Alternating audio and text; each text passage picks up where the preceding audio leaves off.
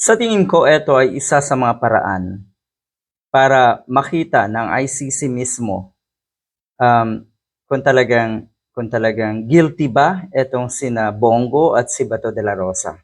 Kasi siyempre una na pong umugong ang balita na may warrant of arrest na nga etong si Bato de la Rosa.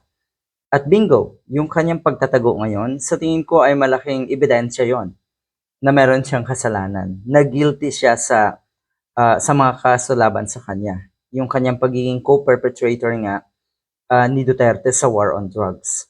Yun, doon pa lang guilty na. Lalong lalakas ang kaso. Kung siguro hindi nagtago etong si Bato de la Rosa, di ba?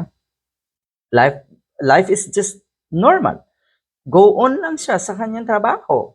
Ganon. Hindi niya masyadong, or hindi na siya masyadong magkukomento, hindi na siya masyadong sasalita laban sa ICC, laban sa nasa Malacanang. Kasi yung kanyang pagdepensa sa sarili, halatang-halata na siya ay may itinatago, halatang-halata na siya ay may kasalanan. So, eto, posibleng mangyari din daw kay Bongo na magtago rin nga. Kasi kamakailan lang, kumpirmado na nga na sila ay co-perpetrator. At pero totoo na wala pa daw talagang arrest warrant laban nga sa kanila. Hindi pa na-i-issue daw yung arrest warrant. So, pero yan kasi ay expected na. So, ito yung pinaka-test. Magtatago rin ba si Bongo? Yun din ba ay magpapatibay na siya ay guilty? Yan din ba ang pwedeng gamitin na katibayan na siya ay guilty? Ay baka pareho din ng nangyari nga kay Bato. Ito ang totoong mangyayari. Kasi kung ano daw yung nangyari kay Digong, ganun din ang mangyayari sa kanila. Makukulong, dadalhin sa ICC sa The Hague.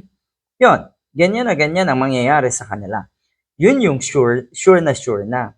Pero hindi pa masyadong kumpirmado kung kailan lalabas ang arrest warrant. Malay mo, bukas.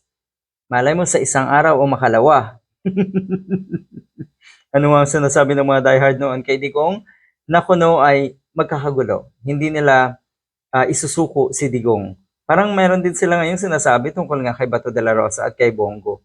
Wala nga kayong nagawa nung una, nung si Digong, ngayon pa kaya patawa.